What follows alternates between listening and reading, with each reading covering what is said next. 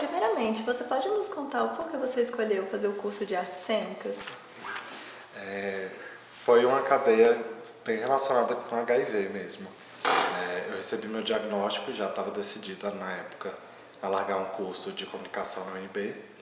E aí eu acho que até influenciado pela questão do HIV, de achar que seria uma possibilidade para eu entender melhor sobre ele, eu engatei num curso de biomedicina e já estava completamente desistido do teatro. Assim, eu tinha feito em 2009, mas já achava que não ia fazer mais não. Só que aí eles começaram uma montagem acadêmica aqui em Brasília, da Actos Produções, de Ranch, que é um musical que fala sobre HIV. E eu falei, pô, é massa porque, né, vai servir meio como terapêutica para mim, eu ainda vou estar falando de HIV, que tem a ver com o meu curso, eu posso estar relacionando essas coisas. Fui fazer. Aí a diretora, Ana Cavalcante, gostou do meu trabalho, me convidou para fazer uma outra rodada de peça, dessa vez profissional. A gente montou Saltimbancos, e é uma peça que a gente faz até hoje. E aí, a partir disso, ela veio me trazendo várias oportunidades, a gente trabalhou junto por muito tempo. E aí a escolha, então, né, de largar a biomedicina e fazer artes cênicas veio de um momento em que eu percebi que o que estava me fazendo bem e o que estava me fazendo lidar melhor com a questão do HIV e com a questão de ser jovem, né, na época eu tinha 19 anos, era o teatro. E que se eu ia fazer isso, então eu ia fazer direito. E aí eu tranquei a biomedicina, fui fazer artes cênicas. Estou lá até hoje, graças a Deus. Legal. E como foi quando você descobriu que era soro positivo? Em que ano? Foi em 2010, eu tinha 18 anos. E é a sensação de estar sem chão, assim. São muitas sensações loucas, porque a gente conhece o preconceito, a gente conhece o estigma que o HIV tem, né? Mas a gente não fala tanto sobre ele hoje em dia, né? A gente já falou muito, hoje em dia a gente não fala tanto. E aí, quando você recebe diagnóstico, parece que é a única coisa que você fala a sua vida inteira. É muito louco, porque aí já me perguntaram, você pensou em alguém, pensou em Cazuza, pensou em... Não, eu não pensava em nada, mas o estigma era tão forte que mesmo sem ter uma referência assim que eu pudesse apontar e falar, é essa pessoa, é essa imagem, é assim que eu vou ficar, o estigma se instalou, né? E então é uma agressão assim a gente de um jeito muito bizarro, porque de repente você veste um estigma horroroso, um estigma de morte, um estigma que não tem dignidade nenhuma, e leva um tempo para se desconstruir esse estigma, né? A questão de que você não vai morrer é a mais fácil de resolver. Mas, pô, para você entender que sua vida vai ter dignidade, que sua vida vai ter qualidade, que você pode continuar seus projetos, que você pode se relacionar, você pode fazer sexo com quem você quiser, você pode namorar, você pode ter família, entendeu? Você pode falar sobre a sua sorologia. São vários passos, né? Então, a impressão mesmo assim, é que você abre um abismo e aí que de repente alguém lança uma escadinha e ela é muito comprida. E aí você pega o primeiro degrauzinho e você fala assim, meu Deus do céu, o tamanho desse poço, né? E até hoje, eu estava falando com um amigo meu, ainda vejo questões sobre o HIV a serem trabalhadas em mim. Ainda vejo a influência dele muito forte em quem eu sou, né? Mesmo tão bem resolvido, mesmo falando abertamente sobre isso, eu ainda me emociono com ele, eu ainda choro por causa dele. Lógico, não choro como eu chorava 5 anos atrás, né? Com medo, com pavor. Hoje choro de uma emoção mesmo de me perceber transformado. Mas é uma mudança muito essencial, assim. E ao mesmo tempo não muda nada. É muito louco. Por dentro a gente sente que tudo é diferente, mas a realidade é que nada é, né? Mas a gente tem essa impressão e precisa lidar com ela, né? Tratar o HIV é muito fácil. Tratar a pessoa que vive com HIV é que é um desafio. E como foram as reações das pessoas mais próximas de você, familiares e amigos no início, e como está hoje em dia? No início eu me resguardei bastante, eu contei pra minha mãe, na verdade, por uma falta de opção, porque eu cheguei em casa chorando de um jeito que ela entendeu o que estava acontecendo, ela sabia que eu estava fazendo a testagem, e que foi muito bom, porque eu estava num estado em que eu não ia conseguir dar os primeiros passos, né? Quem jogou aquela escadinha foi a minha família, né? Minha mãe que marcou infectologista para mim, minha mãe que me levou, foram comigo na primeira consulta. Isso foi muito importante para o meu tratamento. E contei também para um namorado da época. A gente estava junto há 4 meses. E eu, aterrorizado, contei para ele no mesmo dia que eu recebi o diagnóstico, porque no dia seguinte ele ia viajar. E eu ia encontrá-lo na Europa 1 semana depois. E eu falei, pronto, esse homem não vai querer viajar comigo, porque ele vai dividir cama comigo, ele não vai querer fazer isso. E aí veio esse pavor, contei logo de uma vez. E ele virou para mim e falou assim, tá difícil, mas pelo menos a gente vai junto no médico, toma remédio junto, né? A gente se apoia. E aí eu falei, a gente nunca transou sem camisinha, né? Por que você tá se colocando nesse barco? Ele falou, vai, porque você é meu namorado, é isso que a gente faz. Então, assim, foram pessoas muito fundamentais, principalmente nesse momento inicial, né? Esse namorado eu não estou mais com ele, mas é uma pessoa por quem eu tenho carinho, vou ter para sempre, né? E eu acho que aí já começou a ficar bem claro o tanto que eu tinha sorte, né?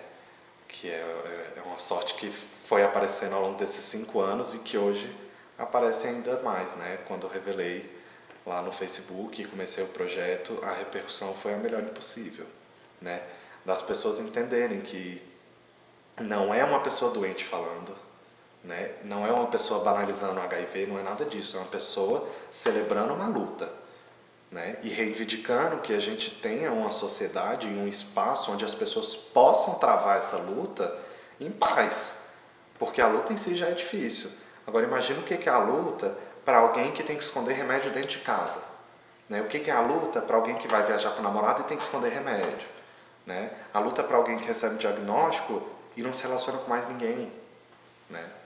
Então, assim, existem muitas coisas que a sociedade, né, e aí eu digo aí da maioria soronegativa, pode fazer para ajudar as pessoas soropositivas. Eu tive isso ao longo de 5 anos. Tive muitas pessoas me ajudando, pessoas soronegativas, que foram muito sensíveis comigo e pularam no barco junto comigo para remar, né? Eu fui conhecer alguém soropositivo pela primeira vez esse ano. Que loucura. Né? Depois de 5 anos foi que eu conheci outro soropositivo. E no tempo todo quem estava me ajudando eram pessoas soronegativas. Então por que também tem pessoas soronegativas que estão, né, sendo discriminatórias, que estão colocando esse preconceito para vingar, entendeu? Inicialmente, você comunicou isso só para a família ou você já expôs? Não, sempre fui aos pouquinhos, né? Então eu comuniquei para a família.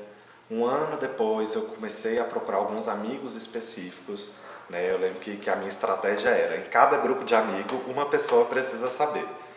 Porque na pior das hipóteses, se acontecer alguma coisa, eu tenho alguém que pode me ajudar, né? Sei lá, na época eu pensava que, um guarda-chuva bateu na minha cara, eu estou sangrando. Tá, tem alguém que sabe que esse sangue tem HIV e se isso é um problema ou não, né? Na época a minha cabeça era essa, era de ter sempre alguém que pudesse cuidar desses imprevistos que nunca aconteceram e que vão acontecer, porque eram nóia da minha cabeça. E aí, depois disso, eu contei. Aí eu fui aumentando um pouco, né, esse ciclo de amigos, fui contando para mais algumas pessoas. E aí, no ano retrasado, contei na faculdade, durante uma disciplina que a gente tinha de performance. A gente tinha um trabalho que a gente tinha que fazer um mapeamento da gente. E aí, nossa, foi muito interessante, porque eu tinha acabado de terminar esse relacionamento, que durou 3 anos.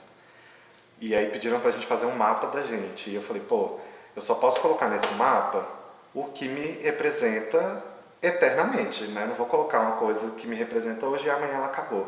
E aí eu buscando essas coisas que eram eternas, eu tinha que colocar 7 itens, aí eu lembro direitinho que eu organizei os 7 itens de forma a montar um 8, né? Que era um 8 representando o infinito e tal.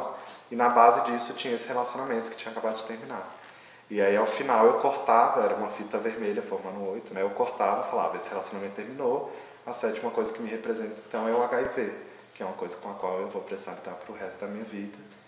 E não consigo mais dizer que isso não me representa, né? Tem muita gente que fala assim, o HIV não significa nada na minha vida. E não precisa significar, né? Eu fiz uma escolha enquanto ativista, enquanto artista, de colocar o HIV bem à frente de quem eu sou mesmo, assim, né? Muito disso que está acontecendo, dessas oportunidades, acontecem porque eu sou o Gabriel soropositivo.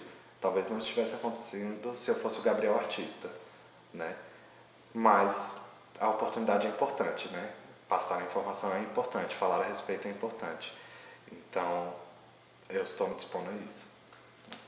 E por que você resolveu se expor nas mídias sociais também, no Facebook? Eu queria expor para o maior número de pessoas possível. Fazia muita questão de que muitas pessoas vissem que as pessoas estavam vivendo com HIV, estavam vivendo bem, né? Que em questão de saúde a gente está bem, né? O nosso problema é outro e o nosso problema, esse outro, não é só nosso, é da sociedade inteira, né? O nosso problema é medo de ficar sozinho, é medo de ser rejeitado, e isso a sociedade inteira tem que responder por isso, né? E eu queria atingir o maior número de pessoas possível, mas eu também tinha muita noção de que poderia ser interpretado como desrespeito se pessoas como, por exemplo, a minha família, que é tão próxima, ficasse sabendo disso por terceiros, né? Se os meus amigos muito próximos soubessem disso por terceiros. Então, a escolha do Facebook enquanto ferramenta, né, foi justamente para atingir os amigos mais próximos e pela possibilidade do compartilhar, né, de os amigos mais próximos não só absorverem essa notícia, que eu também não estava sabendo como dar, porque era muita gente para avisar, fazer assim, convocar uma reunião, gente, eu tenho HIV, né? Então, assim, os amigos mais próximos todos absorveram a notícia e eles mesmos replicaram, né? E deu a repercussão toda que teve. Então, foi uma escolha bem estratégica mesmo, no sentido de ampliar o diálogo o máximo possível, né? As pessoas que me conhecem lidam muito bem com HIV. E é uma sorte que eu tenho. E a minha vida nesse sentido é muito fácil. Justamente por isso, por ter essa facilidade, é que eu começo a me preocupar com o problema do outro, né? Então, em Goiânia, que é aqui do lado, tem um menino que recebeu o diagnóstico de HIV e está precisando de ajuda. E ele não tem quem ajude ele, né? Se eu posso ser essa pessoa, ainda mais hoje com facilidade de Facebook, eu estou conversando com um menino da Noruega, brasileiro, morando na Noruega, recebeu o diagnóstico agora, não está sabendo muito bem como lidar com isso. Não sei se eu vou conseguir ajudar ele, mas pelo menos tem alguém, entende? E faz muita diferença você saber que você não está sozinho. Mesmo que seja uma pessoa inútil, mesmo que eu vire para esse menino da Noruega e fale assim, não tenho a mínima ideia de como te ajudar, mas saber que tem alguém tentando, entende? Tem alguém para comemorar quando der certo, né? Isso é muito válido. Então a escolha foi bem nesse sentido, de propagar. Você já sofreu algum preconceito? E se sim, como você lidou com isso? Tá. Eu sempre gosto muito de fazer a diferenciação quando me perguntam sobre isso, entre o que é preconceito e o que é discriminação. E poderia entrar ainda no que é estigma, né? O preconceito é uma ideia. Na verdade, ele é um passo para uma ideia, né? Preconceito, ele vem antes do conceito. Então, assim, sofrer o preconceito é sofrer por antecipação. É sofrer por algo que não se materializou, né? Digo isso por quê? Porque sofrer por preconceito todos nós sofremos, né? Sofrer discriminação já é uma coisa bem mais específica, né? Discriminação é uma ação, né, que te discrimina. Então, sofrer pelo preconceito eu sofri porque esse estigma pesa na gente. E eu acho que todo soropositivo nesse sentido sofre com o preconceito, né? E aí sofre no sentido de não poder falar, no sentido de conhecer alguém na balada e gostar e não levar esse relacionamento à frente porque não quer contar. Sofre com uma família que pergunta: o que você está tomando remédio? E a pessoa fala que é vitamina e vai para o quarto chorar, entendeu? Então esse sofrimento, né, é o sofrimento do preconceito, né? E isso é tão fácil da gente resolver, assim, só ter informação, entende? Porque se pensando em preconceito, isso aqui vem o quê? De uma década de 80 e 90, que cristalizou um monte de imagem que hoje já precisa ser desconstruída, né? Então, assim, é só a gente ampliar o diálogo, que isso é muito fácil de ser trabalhado, né? Teve muita gente que viu o meu vídeo e falou assim: nossa, eu estava com muito medo, eu vi seu vídeo, fiquei bem. Um vídeo de 10 minutos. E talvez a pessoa fique bem no dia e depois volte a ficar mal, mas ela trabalha, né? A discriminação, você não tem nada para fazer, porque ela já aconteceu, né? E E eu gosto de fazer essa diferença porque eu acho muito importante a gente entender que quem discrimina é quem é ignorante. Ponto, né? Não tem um grupo específico que discrimina. Mas o preconceito é uma questão social, cultural, né? O machismo, o racismo, a homofobia, a transfobia, está em todos nós, né? Alguns de nós percebemos, né? Tem homem que percebe o machismo dentro de si e trabalha isso de uma maneira positiva, né? Entendendo que há coisas nele que ele precisa trabalhar para a mulher se sentir respeitada e se sentir igual. Isso é muito bom. E aí, nesse sentido, é importante que esse preconceito exista e seja reconhecido, né? Tem gente que reconhece esse preconceito e é ignorante. Aí sim, né? Discriminação. Já sofri. Já teve gente, né? Espaguetezinhos aí no universo, que depois que eu revelei a sorologia vieram falar comigo: ah, como assim você não me contou que você tinha HIV? Eu falei: eu sei o nome da sua mãe? A pessoa: que uma coisa tem nada a ver com a outra? Eu falei: tem tudo a ver. A gente se encontrou, passou o quê? 3 meses juntos? Teve uma noite juntos? Não foi tempo suficiente para você me contar toda a sua vida. Eu não te contei toda a minha vida. A gente transou sem camisinha alguma vez? Não, mas eu tinha o direito de saber, porque e se eu quisesse transar sem camisinha? Eu respondi: eu ia falar que não. E você ia fazer o quê? Você ia, né, praticar uma violência contra mim? Contra o meu direito de me proteger? Né? E aí sempre trago um dado muito legal de um estudo chamado HPTN 052 e do estudo Partner também, que é uma versão dele feita especificamente com casais homossexuais, que diz que em tratamento o soro positivo, quando está com a carga viral indetectável, ou seja, é tão baixa que o exame não acusa, ele tem uma chance de transmissão desprezível, reduz em 96%, entendeu? E, inclusive, tem muita gente que fala, né, que essa coisa de pessoa indetectável transmitir é mito. Ah, é porque rolou uma traição aí, não está querendo contar, né? Inclusive, alguns casos nesses estudos de transmissão, né, por parte de indetectáveis, quando eles foram fazer a genotipagem do vírus, eles viram que eram dois tipos de vírus diferentes, né? Então cria essa grande dúvida aí. E aí sempre que eu jogo essa informação também, o pessoal ou dá uma acalmada e some, ou dá uma acalmada e pede desculpa, mas o que eu tenho percebido sempre é isso, é que a informação é a melhor resposta. Eu já sou muito ignorante por natureza, eu sou uma pessoa ríspida, eu sou uma pessoa de pavio curto, e aí quando chega na questão do HIV, se eu responder assim, nossa, vai virar uma bagunça. Então tenho sempre respondido com informação, né? Inclusive porque eu não tenho energia jamais para ficar batendo boca com gente que não quer ler, entendeu? Tá ali no Facebook, tem acesso à internet, eu tô mandando o artigo para a pessoa, ela não quer. Aí também, calma, né? Eu fiz minha parte, você tem que fazer a sua. E na questão medicinal, você já teve alguma dificuldade de acesso? De acesso, não. Eu sei que não é verdade para todos os estados no Brasil, mas pelo menos aqui em Brasília o acesso é bem satisfatório, assim. A entrega de medicamento, principalmente, funciona muito bem. Tem sim uma reclamação por demora para agendar consulta, mas é uma demora de 1 mês, né, que só é tão preocupante porque as pessoas estão assustadas, né, então elas querem fazer tudo rápido, querem fazer exame rápido, mas quando a gente, né, olha no panorama geral, assim, 1 mês é uma quantidade de tempo bem razoável para você marcar uma consulta com o médico, seja ele particular, seja ele da rede pública, né. E em questão de medicamento, todos são dispensados gratuitamente pelo governo, né. Sei que em outros estados já teve casos de faltar medicamento, mas aqui em Brasília nunca.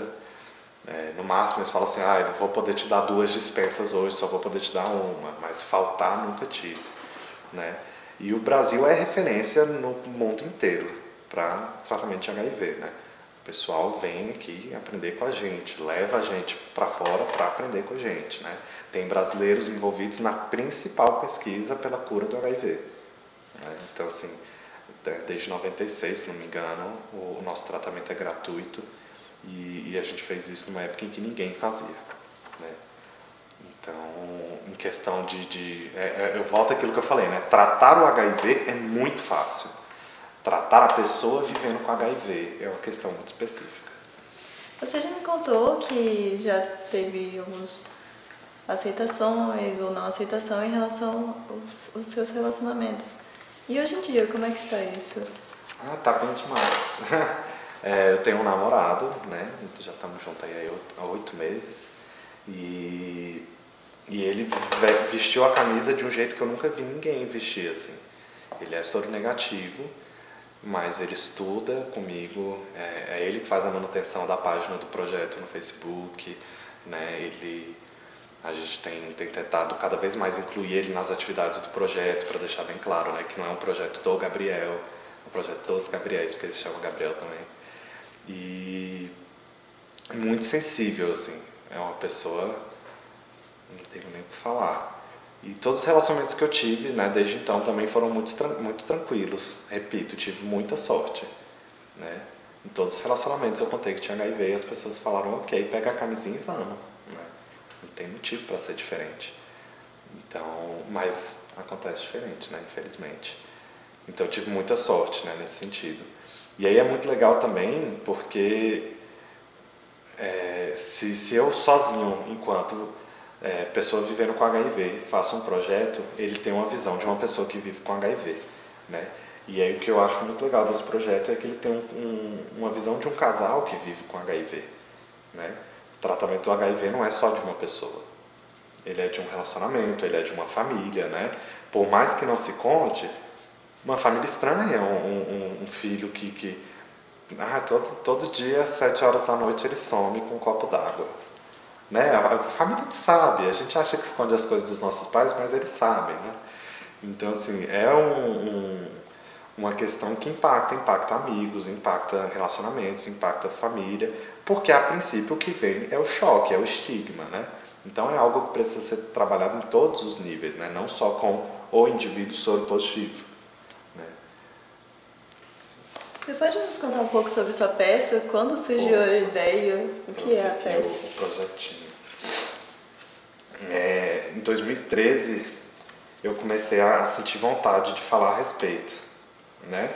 Então eu escrevi essa peça chamada Boa Sorte, né? De novo fazendo alusão a toda essa sorte que eu tive de encontrar pessoas incríveis no meu caminho, um médico bom, né? Me adaptar bem ao tratamento e eu queria colocar isso de uma forma que as pessoas pudessem acessar, né? Porque o meu pensamento sempre é, se eu tenho tanta sorte, por que outras pessoas não têm? Isso não é justo no mundo, né? E aí fiz essa peça em 2013 na UNB, fiz 2 apresentações lá, uma repercussão super legal, assim, muita gente assistindo. E aí achei super fofinho de amigos meus que ligaram na semana seguinte e falaram, vi sua peça e vim aqui fazer teste de HIV, deu negativo, bacana, entende? E aí eu percebi que era uma arma poderosa, assim, né, nessa luta. E aí agora a gente está batalhando para produzir ela numa escala maior, né? Produzir ela a nível nacional mesmo, de poder viajar com ela, de poder levar para vários lugares, né? O Brasil é um país muito grande e em cada região você tem questões muito específicas sobre o HIV, né?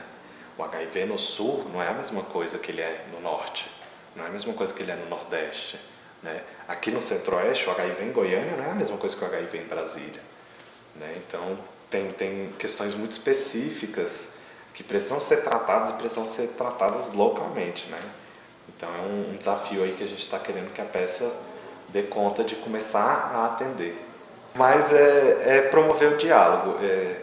Teve uma pessoa que me perguntou assim, mas você acha que os debates da peça vão ser livres de preconceito? Eu falei, acho que não. Na verdade, eu espero que não. Porque se esses preconceitos não estão na mesa, a gente não consegue trabalhar com eles, né? Eu preciso, quando eu faço esse trabalho, da pessoa que se levanta no meio de um debate e fala assim, porque o aidético...